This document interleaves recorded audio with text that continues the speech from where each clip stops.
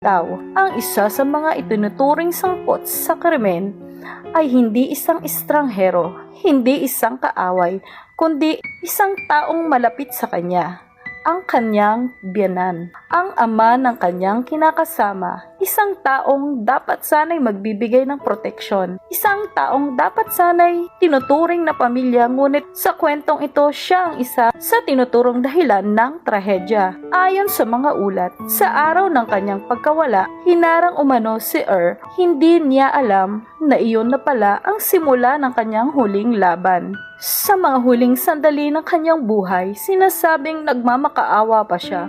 Humihingi ng awa, inaalala ang kanyang mga anak. Maawa kayo, may mga anak ako. Isang ama na ang iniisip ay hindi ang sarili, kundi ang mga batang maiiwan niya. Ngunit sa kabila ng kanyang pagsusumamo, walang awa na ibinigay.